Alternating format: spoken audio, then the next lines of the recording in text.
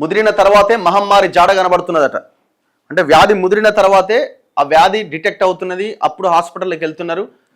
3rd stage 4th stage వచ్చిన తర్వాత treatment అందక చాలామంది చనిపోతున్నారు. ఇది బ్రెస్ట్ క్యాన్సర్కి సంబంధించి, మహిళల్లో వచ్చే క్యాన్సర్కి సంబంధించింది ప్రధానంగా. అధికుల్లో రొమ్ము క్యాన్సర్ గుర్తింపు ఆలస్యం అవుతున్నదట.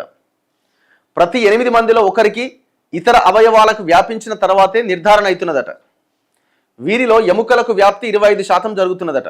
2015-2020 మధ్య గుర్తించిన వారిలో పెరిగిన మెటాస్టాటిక్ ముప్పు తొలి దశలోనే గుర్తించడంపై దృష్టి పెట్టాలంటున్న నిపుణులు.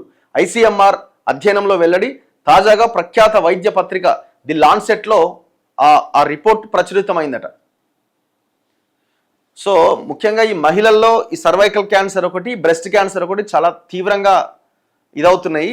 ఈ సర్వైకల్ క్యాన్సర్కి ఒక వ్యాక్సిన్ కూడా అందుబాటులోకి వచ్చింది. 14 years నిండిన అమ్మాయిలకి HPV అనే వ్యాక్సిన్ కూడా ప్రభుత్వం ఉచితంగా ఇచ్చే ప్రయత్నం చేస్తున్నది.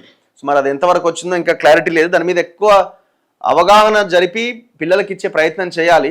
ఏమో 1-2 రోజులు హడావుడి జరిగింది, మరి దాని తర్వాత దాని మీద మళ్ళీ పెద్దగా పేపర్లు రాసింది కానీ, లేకపోతే ప్రభుత్వాలు ప్రచారం చేసింది కానీ ఎక్కడా లేదు. ఇప్పుడు అన్ని హోర్డింగ్స్ ఉన్నాయి కదా, ఇవన్నీ హోర్డింగ్స్, పెద్ద పెద్ద హోర్డింగ్స్, వాటిలో పెట్టొచ్చు కదా.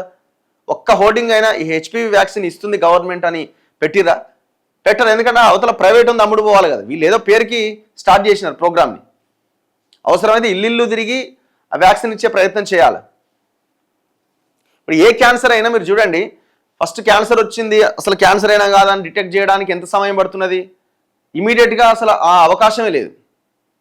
ఇప్పుడు వాళ్ళు జ్వరం వస్తే దాన్ని కింద డాక్టర్ దగ్గర చూపించుకొని ఇంకో డాక్టర్ దగ్గరికి వెళ్ళి అసలు ఇది తగ్గట్లేదు అన్న తర్వాత కదా అప్పుడు మిగతా టెస్ట్ల వైపు వెళ్తుంది. అప్పటికే రోగసాగ ముదిరిపోతున్నది. మొన్న మేము ఉస్మానియా యూనివర్సిటీలో ఇట్లే అడ్వాన్స్డ్ క్యాన్సర్కి సంబంధించిన ఈ బసవతారకం హాస్పిటల్ వాళ్ళు అక్కడ ఒక ఇది ఏర్పాటు చేస్తే OUJC నాయకులతో కలిసి దాదాపు అక్కడ 11-15 మందికి అడ్వాన్స్డ్ క్యాన్సర్ స్టేజ్లో ఉన్నారు వీళ్ళని రిపోర్ట్స్ వచ్చినాయి. అట్లా మీరు రాష్ట్రం మొత్తానికి కనుక టెస్టులు చేస్తే వేలాది మంది బయటపడే అవకాశం ఉంది. చాలామంది ప్రాణాల నుంచి బయటపడేయచ్చు. ఈ ఫస్ట్ సెకండ్ స్టేజ్లో ఈ క్యాన్సర్ని నయం చేయడానికి అన్ని రకాల అవకాశాలు ఉన్నాయి, వైద్యం అందుబాటులో ఉన్నది. ఇగో 2022లో ప్రపంచవ్యాప్తంగా కొత్తగా నమోదైన క్యాన్సర్ కేసులు 23 లక్షలట. టోటల్ వరల్డ్లో 23 లక్షల మంది క్యాన్సర్ బారిన పడ్డారు. దాంట్లో మరణించిన వాళ్ళు 6.7 లక్షలట. 2050 నాటికి ఏటా కొత్తగా నమోదయ్యే బ్రెస్ట్ క్యాన్సర్ కేసులు అంటే రొమ్ము క్యాన్సర్ కేసులు 13 లక్షలట. 2050 నాటికి నమోదవుతాయట. ఎవ్రీ ఇయర్ క్యాన్సర్ సంబంధిత మరణాల్లో 15.5% వాటా రొమ్ము క్యాన్సర్లదే. భారతదేశంలో 2020లో నమోదైన కొత్త కేసుల్లో రొమ్ము క్యాన్సర్ కేసులు 13.5% అట. మొత్తం క్యాన్సర్ మరణాల్లో దాదాపు 10% ఈ బ్రెస్ట్ క్యాన్సర్ మరణాలే ఉన్నాయట.